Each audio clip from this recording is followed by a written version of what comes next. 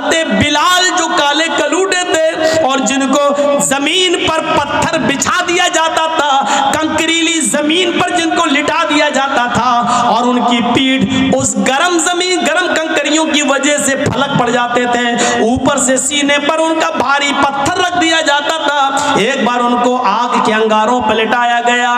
बहुत दिनों के बाद अल्लाह के रसूल के इस दुनिया से गुजर जाने के बाद, हजरत अबू बकर के इस दुनिया से गुजर जाने के बाद जब उमर का जमाना आया और हजरत बिलाल किसी कुएं पे नहा रहे हैं, किसी कुएं पर बैठकर नहा रहे हैं, उनकी पीठ का वो हिस्सा नजर आ गया जिस हिस्से पर काफिरों ने आग के अंगारे बिछाकर उनको लिटाया था। आग के अंगारों से तपी हुई पीठ जो बिल्कुल जल चुकी थी, हजरत उमर फारूक ने जब उस पीठ को देखा, अल्लाह के रसूल के गुजर जाने के बाद, अबू बकर के गुजर जाने के बाद हजरत उमर जब खलीफा बने और उनके सामने जब वो पीठ आई तो हजरत उमर पीछे से जाते हैं और उस पीठ पर बोसा दे देते हैं, उस पीठ पर अपने होंठ रख देते हैं। हजरत बिलाल ने जो पीछे मुड़ के देखा, कहने लगे अमीरुल मोमिनीन आप। हजरत बिलाल जल्दी से गुस्ल करते हैं। जब हजरत उमर के पास उनसे मिलने के लिए आते हैं तो हजरत उमर फारूक ने अपने सर से अमामा उतारा, पगड़ी उतारी और जल्दी से उसको जमीन पर बिछा दिया और कहा बिलाल आओ आओ बिलाल, इस पगड़ी पर बैठो, हमारे सर से उतरे हुए इस अमामे पर बैठो, तुम्हारी इज्जत तो जनाब मोहम्मद रसूलुल्लाह ने की है तो हम क्यों नहीं करेंगे, ये हमारे सरदार हैं। आओ आओ मेरे प्यारे साथियों, शक्लो सूरतों की वजह से किसी को इज्जत नहीं मिलती है, इज्जत तो अमल और तकवे की वजह से मिलती है। यही बिलाल है कि जिनके बारे में अल्लाह के नबी ने कहा था, बिलाल तुम ऐसा कौन सा अमल करते हो कि मैंने जन्नत में तुम्हारे जूतों की आवाज सुनी है। फरमाया अल्लाह के रसूल, अल्लाह के नबी, मैं जब भी मेरा वुजू टूटता है तो मैं दोबारा वुजू बना लेता हूँ और वुजू बनाने के बाद 2 4 6 8 रकातें जरूर पढ़ लेता हूँ जितनी अल्लाह मुझे तौफीक देता है। ये बिलाल थे जिनके लिए हजरत उमर अपने सर से पगड़ी उतार कर जमीन पर बिछा देते थे और कहते थे आओ बिलाल बैठो, जिसकी इज्जत जनाब मोहम्मद रसूलुल्लाह ने की हो उसकी इज्जत हम क्यों नहीं करेंगे। मेरे भाइयों, कौन नहीं जानता खौला बिनते सालबा कौन सी औरत थी। खौला बिनते सालबा वो बूढ़ी औरत थी कि जिनकी आखिरी उम्र में बुढ़ापे में उनके शौहरों से अपने सामित ने उनसे जिहार कर लिया था। आप नहीं समझ पाएंगे जिहार किसको कहते हैं, मैं आपको थोड़ी सी स्पीड कम करके बताता हूँ। उनके पति ने औस इब्ने सामित ने अपनी पत्नी खौला बिनते सालबा से कह दिया था, अंते अलैया का ज़हर उम्मी, आज के बाद तू मुझ पर मेरी माँ की तरह हराम हो गई। यानी जैसे मेरी माँ मुझ पर हराम है, आज के बाद तू भी मुझ पर हराम है, मैं तुझे हाथ नहीं लगाऊंगा। कोई पत्नी से अगर ये जुमला कह दे तो उसके लिए आज तो सज़ा है, लेकिन जब औस इब्ने सामित ने कहा था उस वक्त सज़ा मुतय्यन नहीं हुई थी। उस वक्त उसूल ये था कि अगर किसी ने अपनी बीवी को अपनी माँ की तरह कह दिया तो माँ ही की तरह उसको मानना पड़ता था। अब उससे मिल नहीं सकता था। जैसे माँ की खिदमत करते थे वैसी उसकी खिदमत करना पड़ेगी, उसके पैर दबाओ, माँ कह दिया तो वो माँ की तरह उसकी सेवा करो, ये कानून था पहले। तो खौला बिनते सालबा ने कहा औस इब्ने सामित से, ये तुमने क्या किया, मुझे माँ की तरह हराम कर लिया, अब मेरे बच्चों का क्या होगा। रोने लगी, लेकिन बंदूक से गोली जब निकल जाए तो पछताने से क्या फ़ायदा। अब तीर से कमान निकल चुका है, कमान से तीर निकल चुका है, अब पछताने से क्या फ़ायदा। लेकिन औस इब्ने सामित ने कहा जाओ ऐ खौला, अल्लाह के रसूल के पास जाओ, शायद तुम्हारे लिए कोई रास्ता निकल जाए। खौला अल्लाह के नबी के घर में आती है। सुनिए, जरा गौर से सुनिए। खौला अल्लाह के रसूल के दरवाजे को दस्तक देती है। मस्जिद नबी से लगा हुआ हुजरा अल्लाह के नबी का। अल्लाह के नबी ने दरवाजा खोला, सामने खौला खड़ी है, अंदर आओ। अंदर ले गए, क्या हुआ पूरी बात बताई। अरे अल्लाह के नबी, हमारे लिए रास्ता निकालिए, मेरे शौहर ने मुझे अपने ऊपर अपनी माँ की तरह हराम कर लिया। अल्लाह के नबी ने कहा अरे खौला जाओ तुम यहाँ से, मेरा दिमाग क्यों ख़राब कर रही हो? तुम्हारे लिए मेरे पास कोई रास्ता नहीं है। ऐ खौला जाओ, अब तो तुम उनके लिए उनकी माँ की तरह हो चुकी हो, अब तो हमारे पास भी कोई रास्ता नहीं है। वो जिद करने लगी, तलाक नहीं दिए मैं कैसे उनको छोड़ूं, सिर्फ माँ ही तो कह दिया, तो कोई रास्ता तो निकालिए। अल्लाह के नबी ने फरमाया कि मेरे पास तुम्हारे लिए कोई रास्ता नहीं है। हदीस के अल्फाज तो ये हैं कि अल्लाह के नबी ने उनको उठाया और फरमाया, खौला तुम क्यों हमसे जिद कर रही हो? जब मैं तुम्हारे लिए कोई कानून नहीं बदल सकता, फिर मुझसे जिद करना बेकार है। चलो ये दरवाज़ा खुला है, मैं खोल देता हूँ, तुम जाओ। आज के बाद तुम अपनी माँ, अपने शौहर के लिए माही की तरह हराम हो चुकी हो। अल्लाह के रसूल ने खौला बिनते सालबा के लिए दरवाज़ा बंद कर दिया। जाओ, नहीं नहीं, कोई रास्ता नहीं है, और उनको बाहर करके दरवाज़ा बंद कर दिया। खौला बाहर निकली, लेकिन सामने मस्जिद नबवी की चौखट देखती है, घुसती है और मस्जिद नबवी के दरवाजे पर पैर रखती हैं तो अल्लाह के रसूल का दरवाज़ा देखती हैं, नबी की चौखट देखती हैं। एक तरफ मस्जिद को देखती हैं, एक तरफ नबी की चौखट को देखती हैं। चेहरे पे मुस्कुराहट आती है खौला बिनते सालबा के, और क्या कहती है, आए मोहम्मद सल्लल्लाहु अलैहि वसल्लम, कहो जोर से, सल्लल्लाहु अलैहि वसल्लम। आए मोहम्मद सल्लल्लाहु अलैहि वसल्लम, आपकी चौखट बंद हो गई तो क्या हुआ, आपका दरवाज़ा बंद हो गया तो क्या हुआ, रब का दरवाज़ा तो खुला है, रब की चौखट तो खुली है। मस्जिद के अंदर जाती है, कुएं से पानी खींचती है, वुज़ू बनाती है और उसी मस्जिद नबवी में 2 रकात नमाज पढ़ती है। और 2 रकात नमाज पढ़ने के बाद उस औरत ने, खौला बिनते सालबा ने, अपने हाथ बुलंद कर लिए और कहा, अल्लाह, नबी का दरवाज़ा बंद है लेकिन तेरा दरवाज़ा तो बंद नहीं है। इलाहुल आलमीन, मेरे शौहर ने मुझसे ज़िहार कर लिया है, अपनी माँ की तरह हराम कर लिया है। बच्चों को प्यार तो मैं दे सकती हूँ, लेकिन खिलाने पिलाने की जिम्मेदारी तो मेरे शौहर की है। आय अल्लाह, मेरे लिए और मेरे हस्बैंड के दरमियान कोई रास्ता निकाल, मेरे और मेरे पति के दरमियान कोई रास्ता निकाल। तेरे नबी की चौखट बंद, तेरे नबी का दरवाज़ा बंद, तेरे नबी ने रास्ते बंद कर दिए, तेरा दरवाज़ा खुला है। मैं तेरी चौखट पर सर रखती हूँ, पेशानी रखती हूँ, माथा रखती हूँ। आय अल्लाह, मेरी फरियाद सुन ले। आसमान से अल्लाह ने जिब्राइल को भेजा, कुरान गवाह है, कद समी अल्लाहु कौलल्लती तुजादिलुका फी ज़ौजिहा व तश्तकी इलल्लाह। अल्लाह ने उस औरत की फरियाद सुन ली जो आपसे बहस कर रही थी, जो आपसे तकरार कर रही थी अपने शौहर के बारे में, और मस्जिद के कोने में बैठकर वो तश्तकी इलल्लाह, अल्लाह से गिड़गिड़ा रही है, अल्लाह से रो रही है। आए बुजुर्गों की चौखटों को छूने वालों, आए मज़ारों की मिट्टियों को चाटने वालों, ये मोहम्मदुर रसूलुल्लाह का दरवाज़ा जब बंद होता है तब रब का दरवाज़ा खुलता है। ये रब का दरवाज़ा है।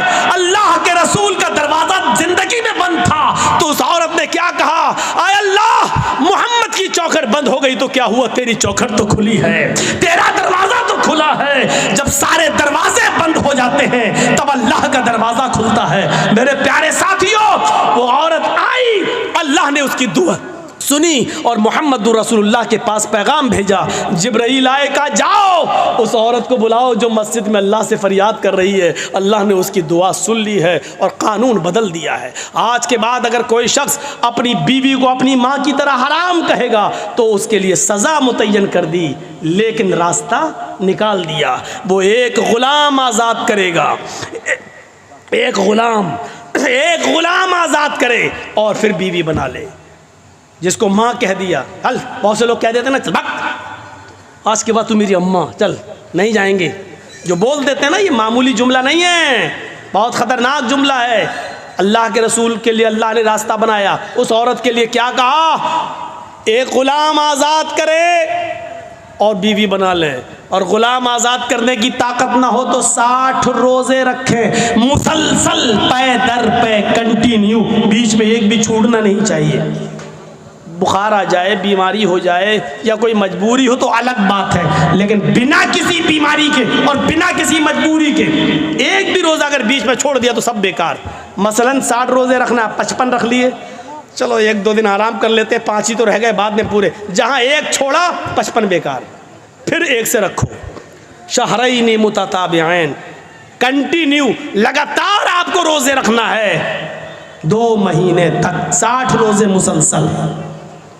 शहरैन मुतताबिऐन, 60 नहीं 59 भी हो सकते हैं। अगर 2 महीने 29 के चांद हो जाएं तो 58 भी हो सकते हैं। एक चांद 29 का हो जाए, एक चांद 30 का हो जाए तो 59 भी हो सकते हैं। दोनों चांद 30 के हो जाएं तो 60 भी हो सकते हैं। तो शहरैन मुतताबिऐन, 2 महीने कंटिन्यू मुसलसल रोजे रखेगा वो। और ये भी ताकत ना हो तो तीसरा रास्ता, 60 मिस्कीनों को खाना खिलाओ। चाहो तो एक ही दिन बुलाकर 60 को खिला दो। आज 60 को खिला दोगे तो आज ही वो तुम्हारी बीवी बन जाएगी।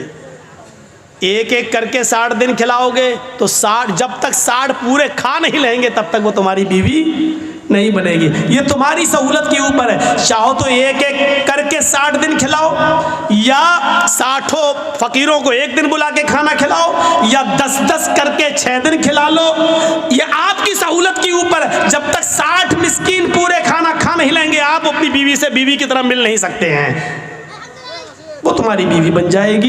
ये सजा मुतय्यन कर दी, लेकिन रास्ता निकाल दिया। पहले तो रास्ता नहीं था। तो खौला बिनते सालबा के दरवाजे की दुआ को अल्लाह ने सुन लिया। ये आखिरी वक्त में खौला बिनते सालबा की कमर झुक गई। कमर लाठी लेके चल रही थी और एक दिन हजरत उमर घोड़े पर बैठकर जा रहे थे। खौला बिनते सालबा एक पुल पर लाठी टेक कर खड़ी थी और वहीं से इशारा कर रही थी, उमर रुक। उमर रुक गए, इधर आओ।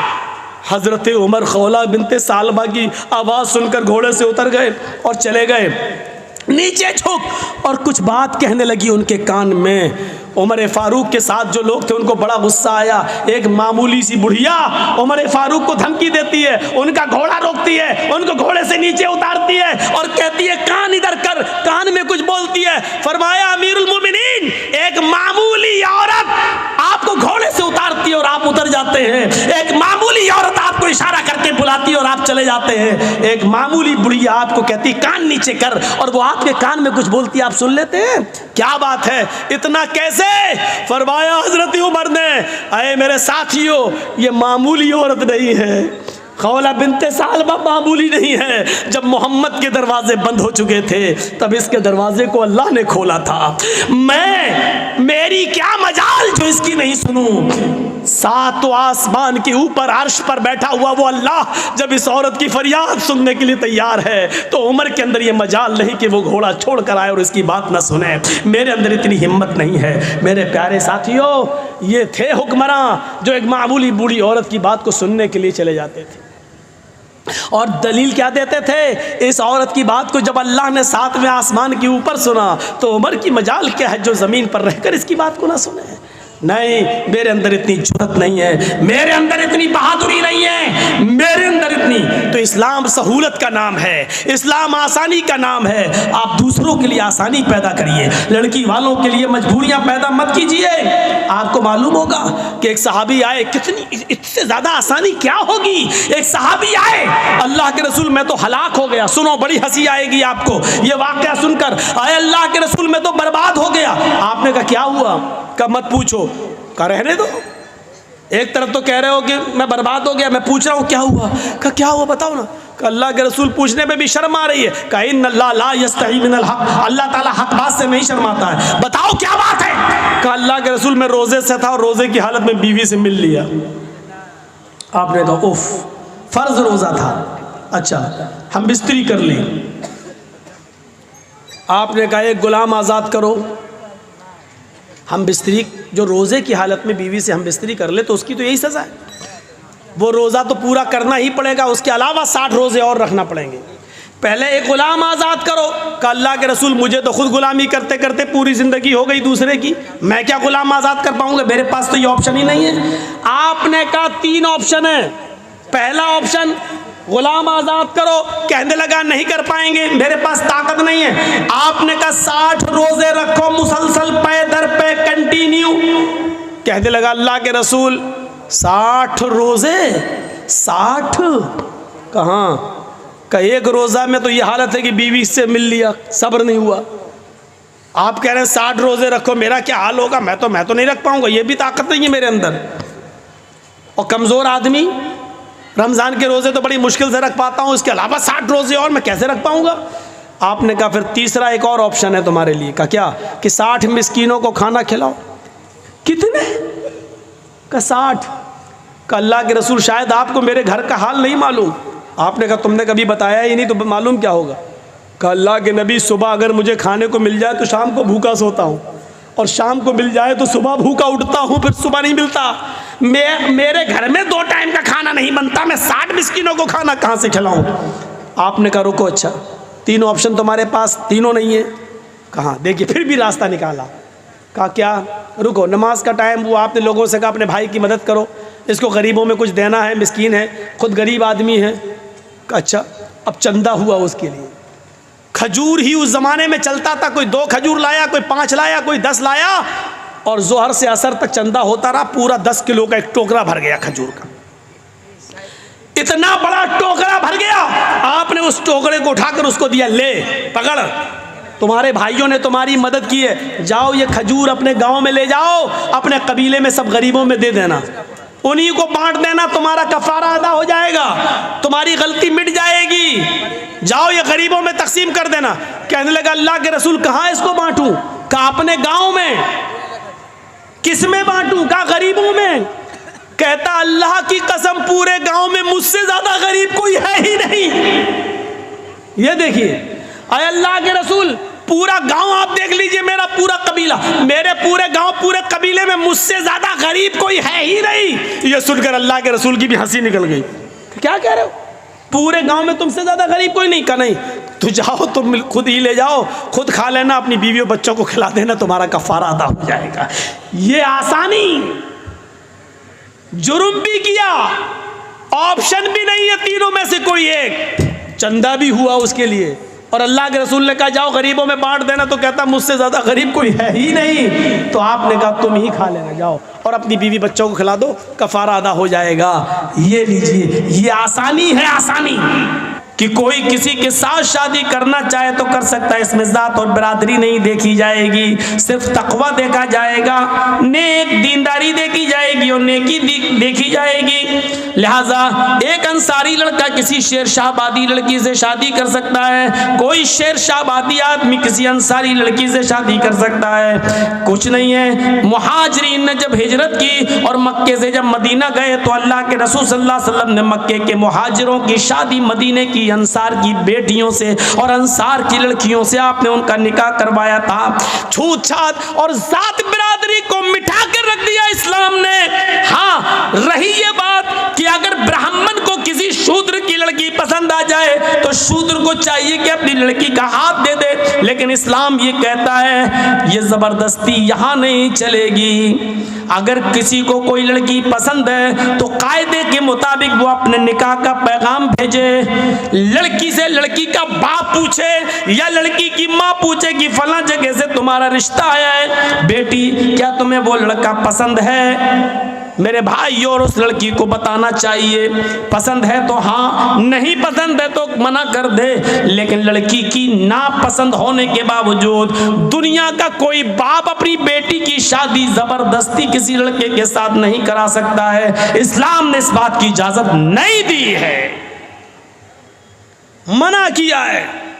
बाप को मालूम है ये लड़का अच्छा है, लेकिन अगर बेटी नहीं चाहती है उस लड़के के साथ शादी करना तो बाप जबरदस्ती अपनी बेटी की शादी उस लड़के के साथ नहीं कर सकता है। एक औरत अल्लाह के नबी के पास आई और कहती है अल्लाह के नबी, मेरे बाप ने, मेरे माँ बाप ने मेरी शादी ऐसी जगह कर दी है जो लड़का मुझे पसंद नहीं है। तो अल्लाह के नबी ने फरमाया तुझे इख्तियार है उस आदमी के साथ रहो या छोड़ दो उसे, तुम्हें इख्तियार है। और उस औरत ने इस इख्तियार का फ़ायदा उठाते हुए उस आदमी को छोड़ा, नहीं रही उसके पास। इसलिए माँ बाप भी जिद ना करें। इसीलिए जब निकाह होता है ना, निकाह, तो आपने देखा होगा लड़की वाले के यहाँ जाते हैं कुछ लोग, अब तो कुछ लोग नहीं, अब तो बहुत से लोग जाने लगे, जिसका नाम हो गया बारात। नाम रख लेने से किसी चीज़ की हैसियत थोड़ी बदल जाती है। ये 300-400 आदमी जो जा रहे हैं, आप इसको बारात कहिए, मेरी नज़र में सब चोर हैं और डाकू हैं। किसी चीज़, अब शराब का नाम दवा रख दो तो वो दवा थोड़ी हो जाएगी, शराब ही रहेगी। पहले ज़माने में जब शुरू में ये बारात की रस्म कहाँ से निकली है? ये जो 300-400 आदमी एक शहर से दूसरे शहर जब शादी होती थी तो लड़का अकेला नहीं जाता था, क्योंकि रास्ते में काफिलों पर हमला हो जाता था, उनको लूट लिया जाता था। इसलिए लड़की को हिफाजत के साथ उस लड़के के घर पे लाया जाए, इसलिए पहले ज़माने में 100-150 आदमी लड़की के घर जाते थे और उस लड़की को खैरियत से लाकर उस लड़के के घर पहुंचा देते थे, ताकि रास्ते में इस लड़की को कोई लूट न ले, इसके जेवर को कोई लूट न ले, इसके सामान को कोई लूट न ले।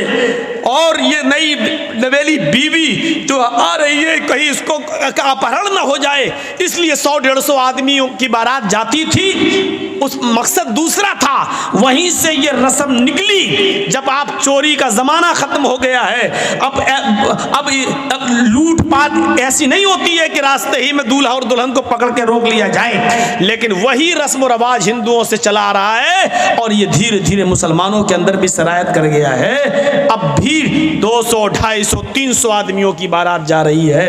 पहले मकसद कुछ और था, अब मकसद कुछ और है। मेरे प्यारे साथियों, तो मैंने वही कहा कि नाम के बदल देने से या नाम रख लेने से हैसियत चेंज नहीं हो जाती है, हैसियत चेंज नहीं हो जाती है। अब वहाँ लड़के का निकाह होना, जर्जी साहब बैठे हैं, फार्म भर रहे हैं, मेहर वहर सब भर दिया कितना, लेकिन लड़के का निकाह भी नहीं पढ़ा सकते हैं जर्जी साहब। आपको मालूम है, ये उसूल है, ये कानून है शरीयत का।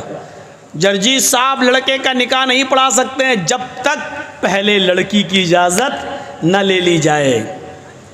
एक वकील होता है, 2 गवाह होते हैं। ये वकील और ये 2 गवाह लड़की के पास उसके घर पे जाएंगे और उससे पूछेंगे कि फला फला लड़के के साथ इतने इतने रुपए मेहर के इवज़ तुम्हारा निकाह उस लड़के के साथ किया जा रहा है। ये बात चोरी छिपे नहीं, तुमसे आज भी मैं पूछने आया हूं, आज मैं तुम्हारा जवाब सुनना चाहता हूं। ऐसा तो नहीं कि तुम अपने बाप के प्रेशर में आकर इतना बड़ा कदम उठा रही हो कि अपनी जिंदगी किसी के हवाले कर रही हो, या अपनी माँ के प्रेशर में या अपने भाई के प्रेशर में आकर ये कदम उठा रही हो। नहीं, आज बताओ, वकील और गवाह के सामने बताओ, क्या वो लड़का तुम्हें पसंद है? वो लड़का, उसका नाम ये, उसकी वल्दियत ये, उसकी उम्र ये, और इतने इतने रुपए या इतना सोना, इतना चांदी, मेहर, सिक्का, राइजुल वक्त, अलावा नान नफका आपको, आप उनके निकाह में दी जा रही हैं। क्या आपको वो लड़का कबूल है? उस मौके पर देखा जाएगा उस लड़की की इजाजत क्या है।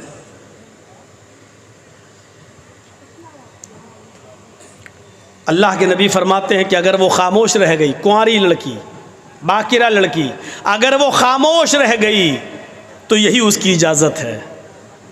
अगर वो खामोश रह गई, यही उसकी इजाज़त है। यहाँ पर भी जहालत होती है। मालूम है क्या होती है जहालत? उस लड़की के पास उसकी सहेलियाँ बैठी रहती हैं। जब ये पूछा जाता है कि तुम्हें उस लड़के के साथ निकाह किया जा रहा है, क्या तुम्हें कबूल है, तो ये तो बेचारी खामोश है, लेकिन उस मौके पर जो उसकी सहेलियाँ होती हैं उसको बोलती हैं, बोल दो, बोलो, हाँ कबूल है, बोलो।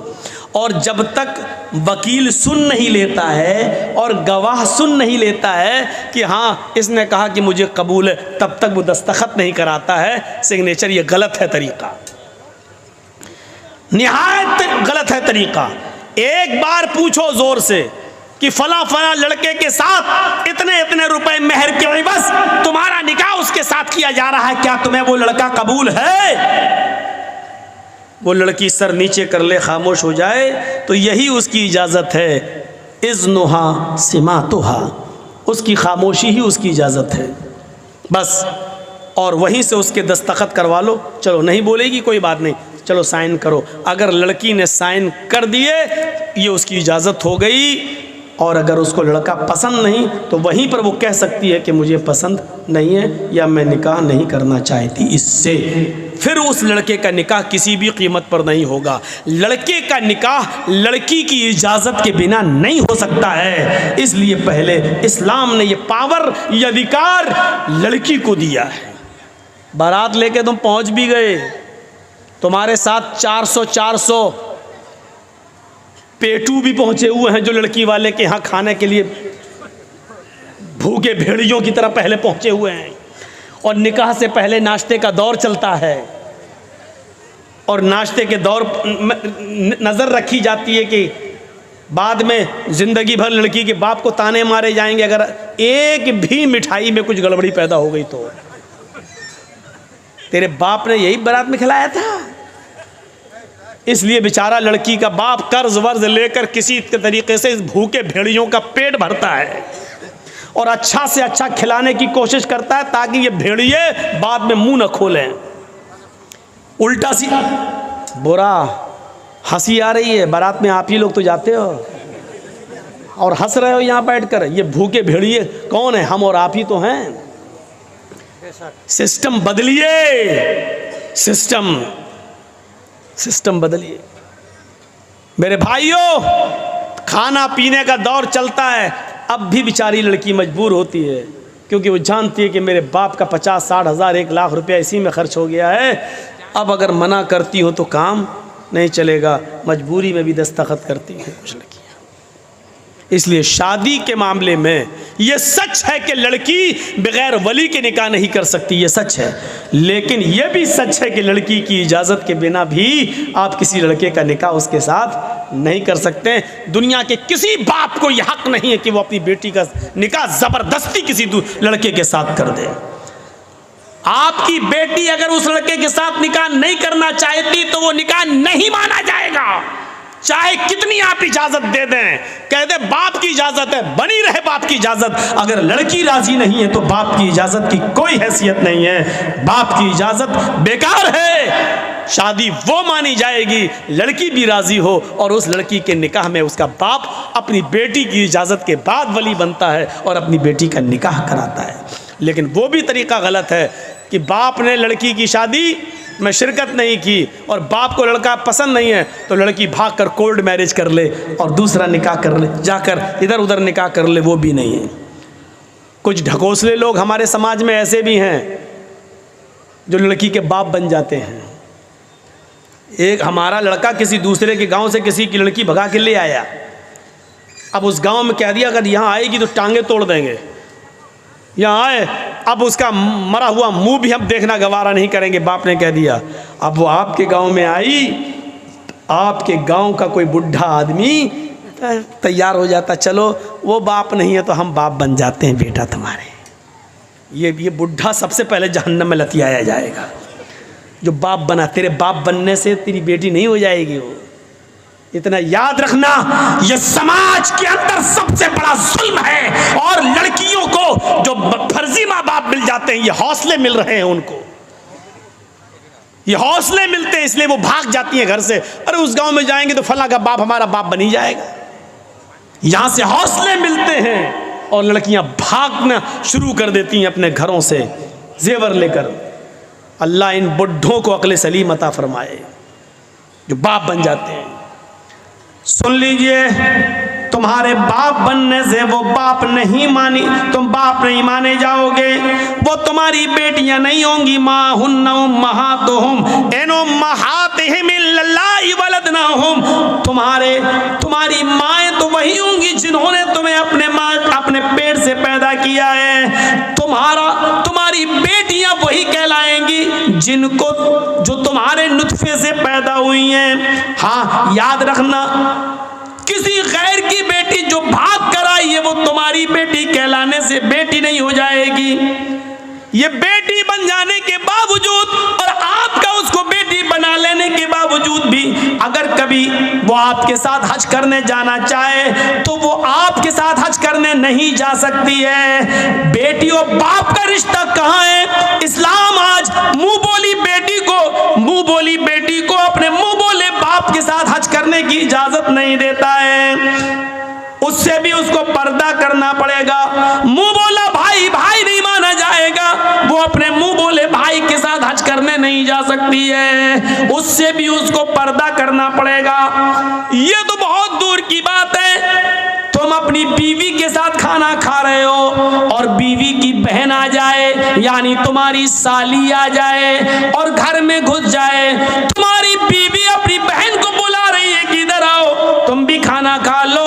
याद रखना, अपनी बीवी की मौजूदगी में भी तुम अपनी साली के साथ खाना नहीं खा सकते हो। अपनी बीवी की परमिशन के बावजूद अपनी साली को मोटरसाइकिल पे बिठाकर बाजार नहीं ले जा सकते हो, उसको उसकी ससुराल छोड़ने नहीं जा सकते हो, उसको स्कूल छोड़ने नहीं जा सकते हो। अगर ससुर ने भी इजाजत दे दी कि मेरे दामाद जी अपनी साली को जरा स्कूल छोड़ाओ, वो कॉलेज में पढ़ने या पढ़ाने जाती है, बीवी की इजाजत के बावजूद, ससुर की इजाजत के बावजूद भी आप नहीं जा सकते हैं, और उनकी इजाजत के बावजूद आप ऐसा कर रहे हैं तब भी हराम है, हराम है, हराम है, नाजायज है, नाजायज है, नाजायज है। पर्दा पर्दा रहेगा, साली को भी पर्दा करना पड़ेगा अपने बहनोई से। यहाँ तो सालियाँ सबसे ज्यादा बहनोइयों से मजाक करती हुई, और जूता कौन छुपाता है, ये रस्म कहाँ से निकली है। बात थोड़ी सी घूम गई और इधर निकल गई। तो मैं कहना ये चाह रहा था मेरे भाइयों, एक तरफ ये चीज है कि शूद्र की बेटी अगर ब्राह्मण को पसंद आ जाए तो शूद्र को देना पड़ेगी, लेकिन ब्राह्मण को, शूद्र की बेटी पसंद आ जाए तो, और शूद्र को पसंद आ जाए तो राजा को चाहिए कि उसकी आंख फोड़ दे। ये जुल्म, ये सितम देखिए आप, ये जुल्म और ये सितम। आसानियां पैदा करो निकाह के अंदर, ताकि लोग जिनके घरों में बेटियां बैठी हुई हैं उनके निकाह हो जाए। आज एक मोटरसाइकिल नहीं है देने के लिए, इसलिए उसकी उम्र बढ़ती जा रही है। इस लड़की की उम्र इतनी बढ़ रही है कि उसकी दूसरी बेटी भी शादी के लायक हो गई है, लेकिन अभी बड़ी बेटी का निकाह नहीं हुआ है, तब तक दूसरी बेटी जवान हो गई है, उसको भी एक मोटरसाइकिल चाहिए दामाद को देने के। क्या समाज इसका जिम्मेदार नहीं है? हर गांव में एक मदरसा चला लेते हो, हर गांव में मस्जिदें बना लेते हो, उसकी कमेटियां बन जाती हैं। क्या गांव में ऐसी जवान बेटियां नहीं बैठी हुई हैं जिनकी उम्रें बढ़ती जा रही हैं, और जहेज न होने की वजह से मेरे प्यारे साथियों उनके निकाह नहीं हो रहे हैं। समाज यहाँ कहाँ चला जाता है? यहाँ समाज क्यों सोता है? उन गरीब लड़कियों की शादी का इंतजाम समाज के पास क्यों नहीं है? उनका घर बसाने का इंतजाम क्यों नहीं है? क्या अल्लाह के नबी जनाब मोहम्मद रसूलुल्लाह सल्लल्लाहु अलैहि वसल्लम सामूहिक विवाह का प्रचलन नहीं चलाया करते थे? ये तंजीम नहीं चलाते थे? मेरे भाइयों, अल्लाह के नबी जिसको जहां भेजते थे और कहते थे कि फला घर वालों से कहना कि अल्लाह के नबी ने मुझे भेजा है और आपके घर में एक बेटी है, वो मुझसे शादी कराना चाहते हैं, आप उनकी शादी कर दीजिए। आपने जुलैबीब का वाकया सुना होगा। जुलैबीब जो शक्ल सूरत में बहुत ज्यादा काले कलूटे थे, वो जुलैबीब जिनकी शक्ल सूरत जो लड़की देखती निकाह का पैगाम ठुकरा देती और निकाह करने से मना कर देती। अल्लाह के नबी ने एक मर्तबा जुलैबीब से कहा, जुलैबीब क्या बात है, तुम्हारी उम्र बढ़ती जा रही है और तुम निकाह नहीं कर रहे हो?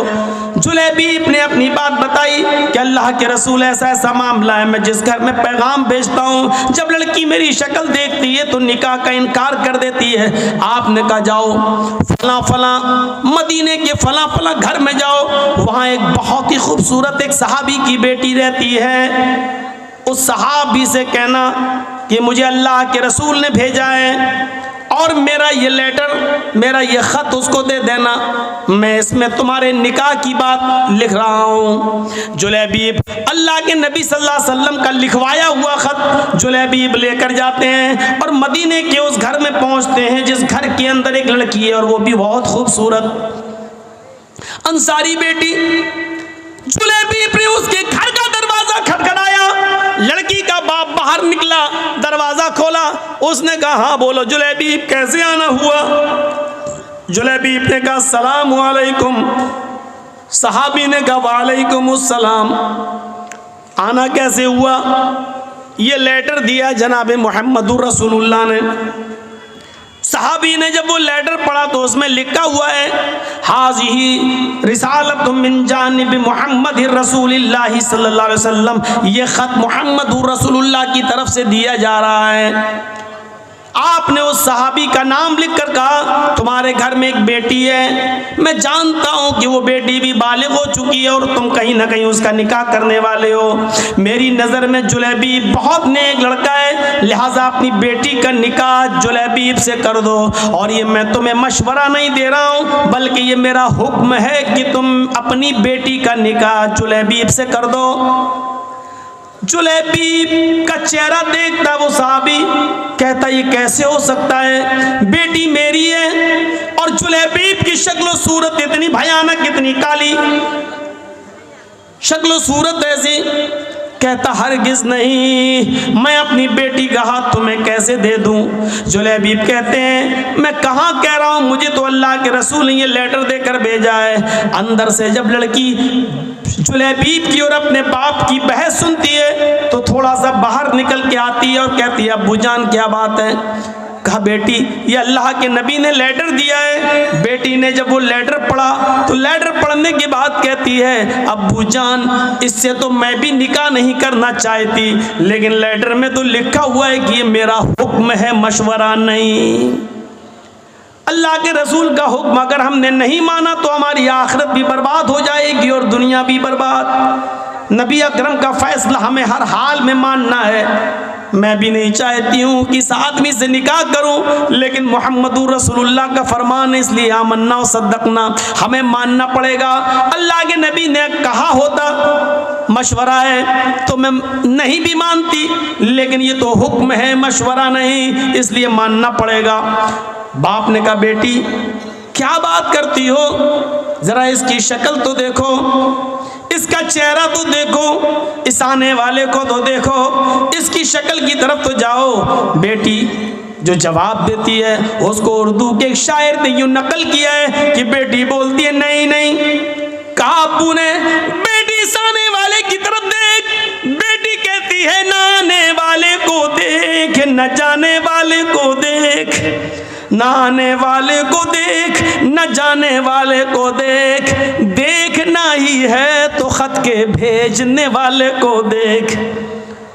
बाप ने कहा बेटी माना तेरी बात सही है, लेकिन जरा इसकी शक्ल सूरत तो देखो, बेटी तू कैसे इसके साथ रहेगी।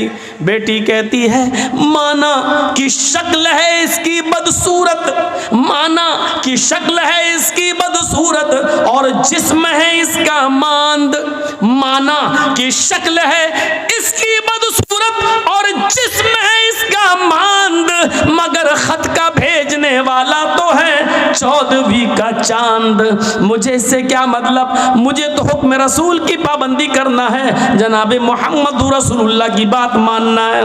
फिर लड़की का बाप मजबूर होता है बेटी अगर तू तैयार है तो फिर मैं भी तैयार हूँ, मैं भी अपनी आखिरत बर्बाद नहीं करना चाहता। और उस बाप ने अपनी बेटी का निकाह अल्लाह के रसूल के भेजे हुए उस कासिद हजरत जुलैबीब से अपनी बेटी का निकाह कर दिया।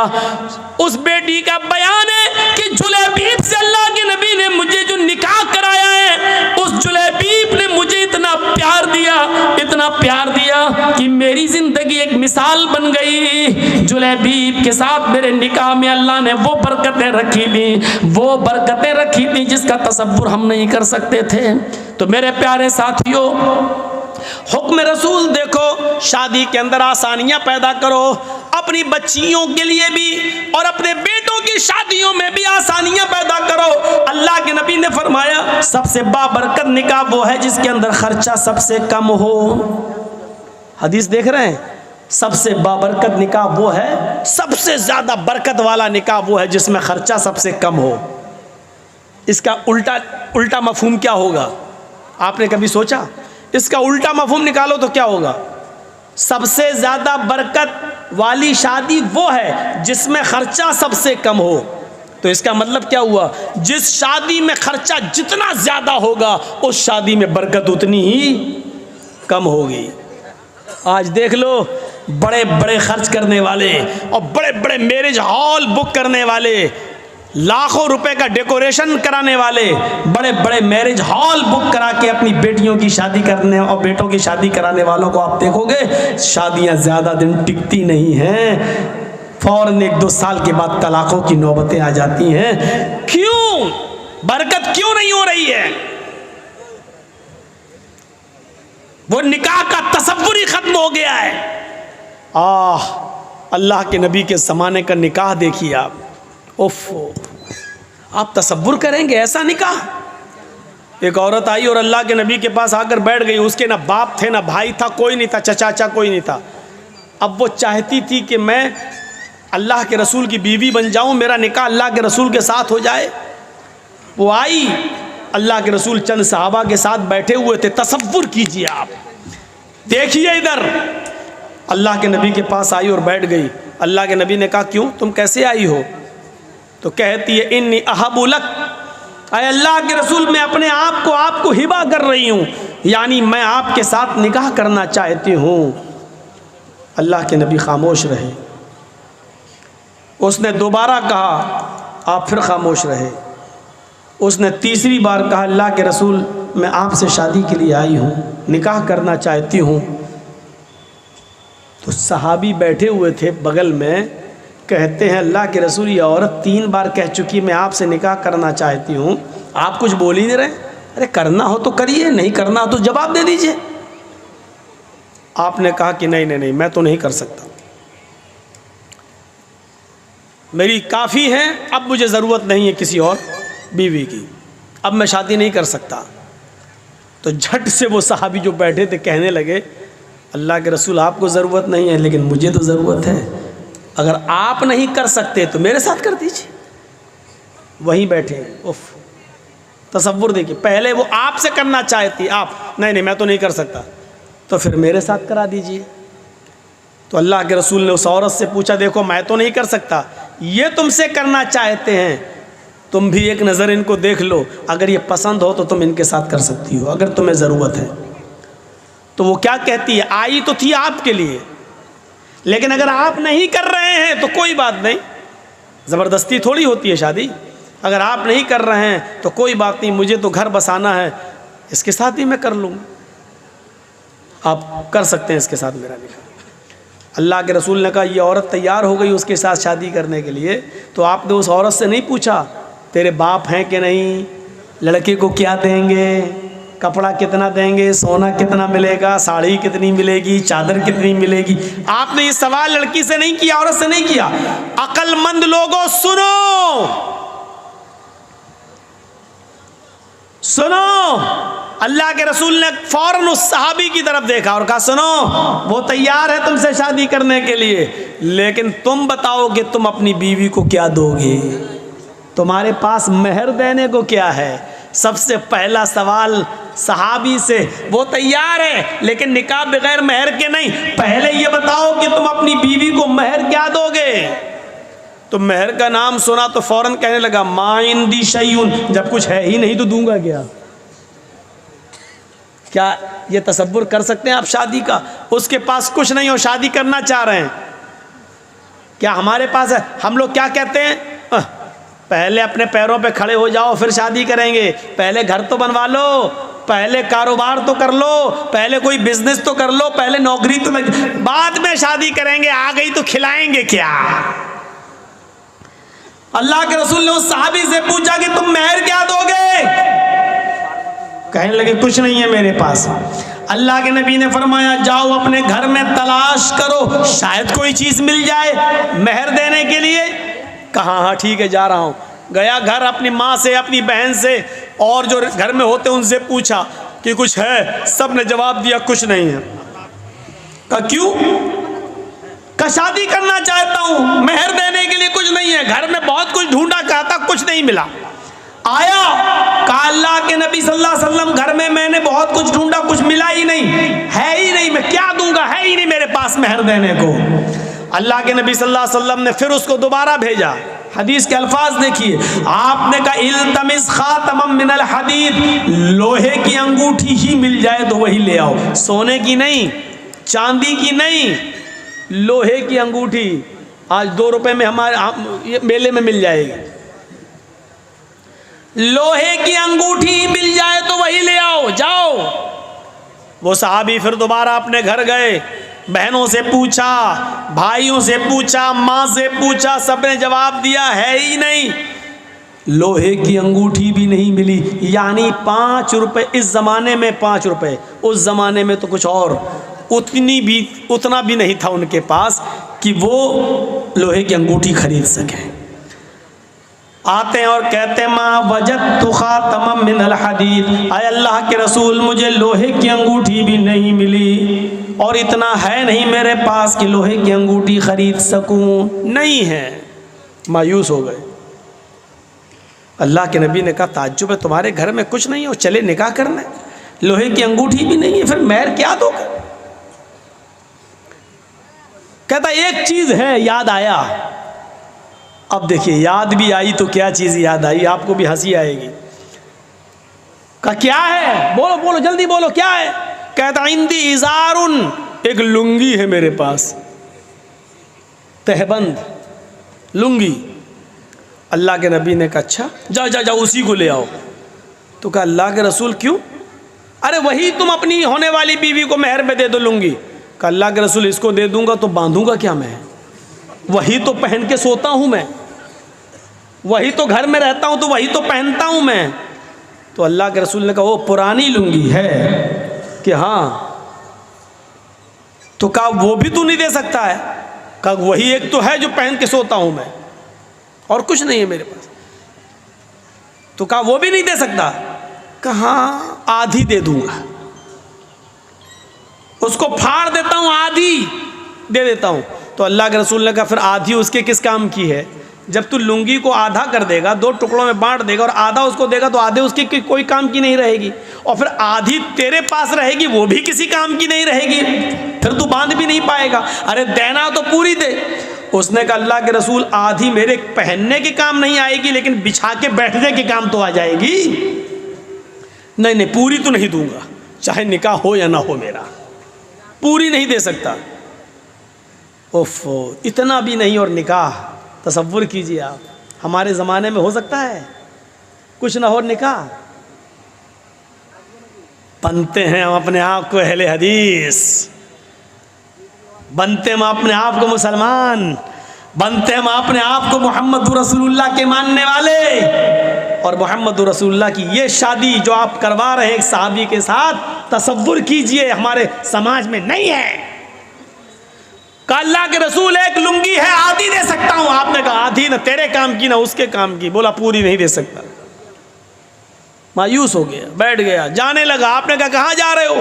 जा रहा हूँ खेती करूँगा, कुछ बाड़ी करूँगा, खेती बाड़ी करूँगा, जा रहा हूँ, हल चलाऊँगा, खेत जोतूँगा, काम करूँगा, मेहनत करूँगा, क्या करूँगा यहाँ? बड़े मुश्किल से सोचा था कि आई है परेशान, इससे शादी हो जाएगी, जब महर में अटक गया मैं तो। आपने कहा इधर आओ, अगर तेरे लिए मोहम्मद रसूलुल्लाह की शरीयत ने भी कोई रास्ता न निकाला तो कौन रास्ता निकालेगा? फिर तेरे लिए कौन सा मजहब रास्ता निकालेगा? फिर कौन सा दीन तेरे लिए रास्ता निकालेगा? क्या किसी के पास कुछ भी ना हो तो क्या उसको शादी करने का हक नहीं है? क्या उसको अपनी पाकीज़गी के साथ जिंदगी गुजारने का हक नहीं है? बैठो। बैठ गया।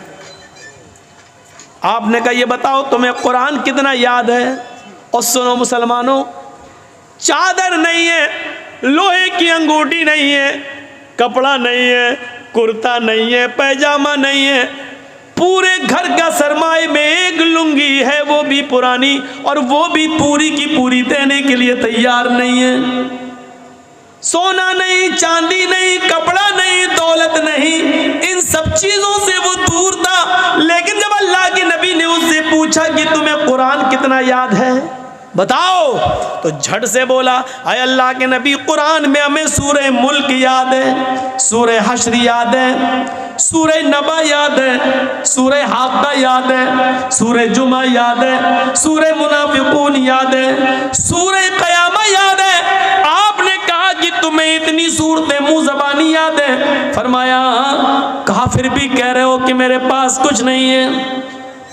तुम्हें ये सूरतें याद हैं? कहाँ? क्या तुम ये सूरतें अपनी होने वाली बीवी को सिखा दोगे? क्या उसको भी याद करा दोगे? कहाँ? इसमें क्या बड़ी बात है, जो हमें याद है वो इसको भी याद करा दूंगा।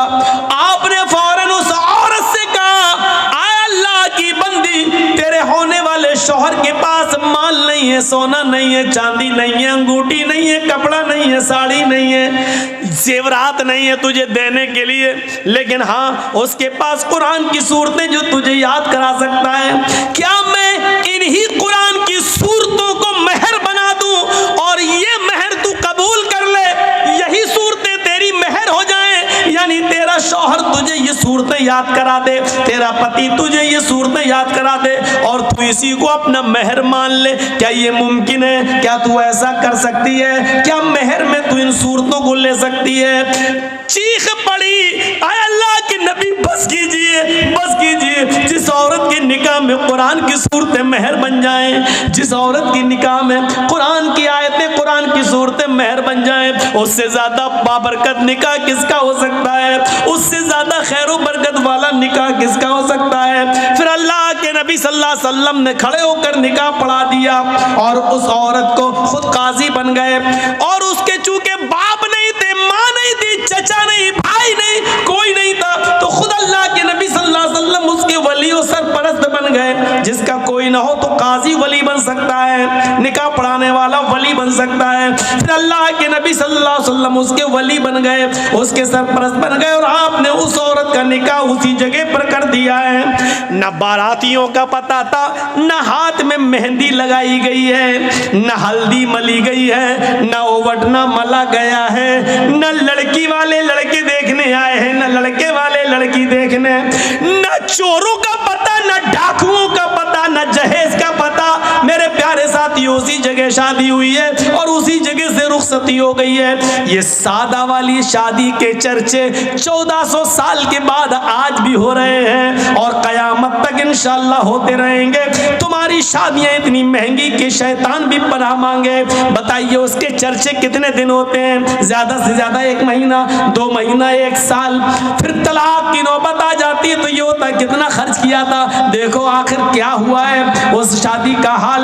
मेरे भाइयों, इतनी संजीदगी के साथ की गई शादी के चर्चे 1400 साल के बाद हो रहे हैं और कयामत की सूरत तक होते रहेंगे, क्योंकि हमेशा सादगी के चर्चे होते हैं, हमेशा सादगी मिसाल बनती है, हमेशा सिंपलिटी मिसाल आइडियल बनती है। मेरे भाइयों, शोहरत और रिया नमूद मेरे भाइयों आइडियल नहीं बनती है। निकाह आसान करो, निकाह आसान करो। ये आसान शादियां थी। हीरो होंडा, यामा और आजकल कौन कौन सी चलने लगी, अपाचे। और हम तो चलाना भी नहीं जानते, इसलिए हमें तो गाड़ियों के बस 3-4 ही के नाम याद हैं। ये सब गाड़ियाँ आज चल रही हैं और मांग रहे हैं, और फिर इस गाड़ी पे बैठ के ऐसे जाता दामाद, शर्म भी नहीं आती है उस भीख में मिली हुई गाड़ी पर बैठने में। और इंटरनेशनल फकीर बना बैठ के चला रहा, फिर भी शर्म नहीं आ रही, चला कैसे तेरा ज़मीर कैसे गवारा कर लेता है उस गाड़ी पर बैठने पर? तेरा दिल कैसे बर्दाश्त कर लेता है ससुर की तरफ से भीख में मिली हुई उस गाड़ी पर बैठने पर? मौलाना जर्जीज भिगो भिगो के मार रहे हैं जूते। कैसे ज़मीर गवारा कर लेता है? अब कहाँ यार, अरे गाड़ी कब ली? नहीं मिली है। किस शादी में मिली, शादी में। फख्र से कह रहा है, अबे ये बोल भीख में मिली है, ये क्यों कहता है शादी में मिली है, ये क्यों कहता है जहेज में मिली है, ये क्यों नहीं बोलता है मुझे मेरे ससुर ने इंटरनेशनल भिखारी समझ के भीख में दी है? सही जुमला ये है, ये बोलना चाहिए था। सच बोलने में शर्म आती है, सच्चाई कड़वी होती है ना। ये बोलो, सबसे ज्यादा सटीक जुमला यही है। आप हंसिए मत, कितने मौलवी भी इसी में नंगे हैं। हम जैसे बहुत से मौलवी भी इसी फहरिस्त में आते हैं, वो भी मोटरसाइकिल मांगते हैं। हम इंटरनेशनल फ़कीर सबको बोल रहे हैं, जिसने मांगी है और जिसको मिली उसको बोल रहे हैं। सब तोहफे में मिली। क्या नाम दिया जाता है शादी में? लड़की के बाप ने लड़के को तोहफे में दी है। वाह साहब, तो फिर पुलिस वालों को हम जो 100-200 रुपए दे देते हैं ट्रक आगे बढ़ाने के लिए, फिर इसको रिश्वत क्यों कहते हो? इसको भी कहो कि पुलिस को हमने तोहफा दिया है और हमारा ट्रक छोड़ दिया है। फिर नाम बदल देने से मैंने पहले ही कहा हैसियत नहीं बदल जाती है। भीख का नाम तोहफा रख दो तो वो भीख भीख ही रहेगी, तोहफा नहीं हो जाएगा। रिश्वत का नाम तोहफा रख दो, रिश्वत रिश्वत ही रहेगी, तोहफा नहीं हो जाएगा। शराब का नाम दवा रख देने से दवा नहीं हो जाएगी, वो शराब ही रहेगी। याद रखिएगा, हैसियतें नहीं बदलती हैं, हैसियतें। हमें इस बात को सोचना पड़ेगा, इस बात पर गौर करना पड़ेगा। इसलिए फिर कहता हूं मेरे भाइयों, शादियों के अंदर आसानियां पैदा करो, आसानियां। ये समाज के सुधारने के लिए बहुत जरूरी है। वरना देख लो जहेज की वजह से कितनी लड़कियां मारी गई, कितनी लड़कियां बेची गई, कितनी लड़कियां नीलाम हुई। मैं उस तरफ नहीं जाना चाहता हूं। इस तरफ जाएंगे तो रात बीतेगी और इसके अलावा कुछ नहीं। मेरे प्यारे साथियों, आप उन पुरानी दास्तानों को भी पढ़िए, उन दास्तानों को भी पढ़िए, उन दास्तानों को भी पढ़िए और सुनिए। तो अब आइए तीसरी आयत की तरफ। 2 आयतें मैंने पढ़ी, पहली वलक़द कर्रमना बनी आदम और दूसरी या अय्युहन्नास इन्ना खलक़नाकुम मिन ज़करिन व उन्सा। हमने सारी इंसानियत को एक ही माँ एक ही बाप से पैदा किया, एक ही मर्द से एक ही औरत से पैदा किया। तुम्हारा बाप एक है, तुम्हारी माँ एक है, कोई छोटा नहीं है, कोई बड़ा नहीं है। कुल्लुकुम मिन आदम व आदम मिन तुराब। तुम सब आदम की बेटी और आदम मिट्टी से बने थे, तुम सब मिट्टी की औलाद हो, मिट्टी के हो। गौर कीजिए, इस जुमले ने सबको खदेड़ कर रख दिया है। तुम बादशाह हो फिर भी मिट्टी से, हम फकीर हैं फिर भी मिट्टी से। हमारी और तुम्हारी पैदाइश में फर्क नहीं है। तुम भी मिट्टी से बने हो, हम भी मिट्टी से। तुम बादशाह हो, हम फकीर हैं, लेकिन तुम्हारा बाप भी आदम और हमारा बाप भी आदम, तुम्हारी माँ भी हव्वा और हमारी माँ भी हव्वा। इस जुमले ने बादशाह को नीचे लाकर खड़ा कर दिया और एक गरीब को हिम्मत दी कि हम भी बादशाह के मुकाबले में उसके भाई हैं। मेरे भाइयों, फकीर को गरीब को बादशाह के मुकाबले में लाने वाला अगर कोई जुमला है तो यही जुमला, कुल्लुकुम मिन आदम व आदम मिन तुराब। तुम सब आदम के बेटे, तुम सब कुल्लुकुम मिन आदम, तुम सब आदम की औलाद हो। वो आदम मिन तुराब, और आदम मिट्टी से पैदा हुए थे, लिहाजा तुम सब मिट्टी से पैदा हुए हो। मेरे भाइयों, इस जुमले ने फकीर को बादशाह के सफ में लाकर खड़ा कर दिया और बादशाह को भी सोचने पर मजबूर कर दिया कि मैं फकीर से अफजल नहीं हूं। और यही वजह है कि बादशाह अपने दरबार में ऊंची कुर्सी पर बैठ सकता है। मौलवी जर्जीस जलसे पे आएगा तो स्टेज लगाएगा, स्टेज पर भी कुर्सी लगेगी, हम स्टेज पर कुर्सी पर बैठ सकते हैं। लेकिन जब मस्जिद में जाएंगे तो आपके सफ में ही हमें बैठना पड़ेगा। न हम बड़े होंगे न छोटे होंगे, अगर देर से गए तो हमें पीछे जगह मिलेगी। मौलवी जर्जीस को ये पावर नहीं है कि आगे सफ से किसी आदमी को हटाकर पीछे कर दे और खुद आगे बैठ जाए। शरीयत मौलवी जर्जीस को इस बात की इजाजत नहीं देती है। अपने अपने घरों में तुम बड़े बन सकते हो, बनो। मेरे घर में आना है तो बराबर की हैसियत से आना है। बादशाह और फकीर को एक ही सफ में बैठना है। अगर फकीर पहले आया है तो अगली सफ में वो बैठेगा और बादशाह बाद में आया है तो पिछली सफ में वो रहेगा। बादशाह किसी भीख मांगने वाले भिखारी, किसी रिक्शा चलाने वाले मेहनत और मजदूर को अगली सफ से उठाकर पीछे नहीं कर सकता है। ये पावर अल्लाह ताला ने एक बादशाह को भी नहीं दिया, सऊदिया के हुक्मरान सलमान को भी नहीं दिया है। मेरे भाइयों, कि वो खाने काबा में आए और मस्जिद नबवी में जाए तो अगली सब में बैठे हुए किसी गरीब को हटाकर वो आगे आ जाए। अल्लाह ताला ने ये हक सऊदिया के बादशाह तक को नहीं दिया है, क्योंकि ये अल्लाह का घर है, तुम्हारे बाप का घर नहीं है जहां तुम बड़े बन सकते हो। ये स्टेज नहीं है जहां मौलवी जर्जीस कुर्सी पे बैठ सकता है। ये मेरा घर है, मेरे घर में आओगे तो बराबर की हैसियत से आओगे।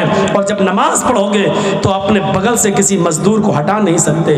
साहब रिक्शा चलाने वाला मेरे बगल में, ये हट, चल तू उधर जा, ए भाई इधर आओ, तुम अच्छा बिजनेस करते हो, इधर आओ, चल बैठ, तेरे कपड़े पुराने, भाग उधर चल। आप नहीं हटा सकते हो, नहीं, तुम्हें उसी के बगल में खड़ा होना है। अल्लाहू अकबर कहेगा इमाम, और तुम्हें भी अल्लाह अकबर कहकर हाथ बांधना है। इमाम कहेगा अल्लाह अकबर, तुम्हें रुकू में जाना, उसको भी रुकू में जाना है, सजदे में भी तुम्हें उसके साथ सजदे में जाना है। यहीं पर वो मंजर नजर आएगा, एक ही सफ में खड़े हो गए महमूद व अयाज, एक ही सफ में खड़े हो गए महमूद व अयाज, न कोई बंदा रहा न कोई बंदा नवाज। मेरे भाइयों, ये इस्लाम की पवित्र शिक्षा है, ये इस्लाम की पाकीज़ा तालीम है कि तुम सब एक ही बाप की और एक ही माँ की औलाद हो। डॉक्टर भीमराव अंबेडकर ने जब ये पढ़ा कि ब्रह्मा ने अपने मुंह से ब्राह्मण को पैदा किया और पैरों से शूद्र को, तो डॉक्टर अंबेडकर चूंकि हरिजन थे, नीची जाति के थे, शूद्र थे, उनको ये तालीम पसंद नहीं आई, उन्होंने हिंदू धर्म को तलाक दे दिया, इस्लाम कबूल कर लिया। महात्मा गांधी ने बहका दिया, गांधी जी बोले कि कौन सा इस्लाम, हनफी बनोगे कि शाफी बनोगे कि बरेलवी बनोगे, शिया बनोगे, कादियानी बनोगे, चकलालवी बनोगे, मिर्जाई बनोगे, क्या बनोगे, 72 फिरके। डॉक्टर अंबेडकर ने सोचा ये तो बड़ी लंबी दास्तान है, अब इनको पढ़ना तो बड़ा मुश्किल हो जाएगा, इसलिए उन्होंने इस्लाम भी छोड़ा, फिर बुद्ध धर्म कबूल कर लिया और बुद्धिस्ट बन गए। मेरे भाइयों, जरा गौर करो कि हिंदू धर्म को लोगों ने इसीलिए छोड़ा था, डॉक्टर अंबेडकर ने इसीलिए छोड़ा था क्योंकि उसमें जात पात है, ऊंच नीच है, लेकिन यहाँ कोई ऊंच नीच नहीं देखी गई है, यहाँ ऊंच नीच का कोई तसव्वुर भी नहीं पाया गया। इसलिए डॉक्टर अंबेडकर ने जब देखा कि नमाज होती है, बादशाह के लिए भी यही आजान का वक्त है और गरीबों के लिए भी यही आजान का वक्त है, मुअज्जिन का काम है सिर्फ इतना कह देना, हय्या अलस्सलाह, आओ नमाज के लिए। यही आजान अमीर के लिए भी है, गरीब के लिए भी है, यही आजान बादशाह के लिए भी है, यही आजान फकीर के लिए भी है। फकीर ये नहीं कह सकता है अभी बादशाह नमाज पढ़ रहा है, हम बाद में पढ़ेंगे, और बादशाह ये नहीं कह सकता है कि ये गरीबों के लिए आजान हो रही है, हमारे लिए अलग से आजान होगी। नहीं नहीं, अल्लाह की इबादत करने में सब बराबर हैं। तुम भी आओ, ये भी आए, जिसके दिल में तकवा सबसे ज्यादा होगा, हमारी नजर में मुअज़्ज़ज़ वही होगा।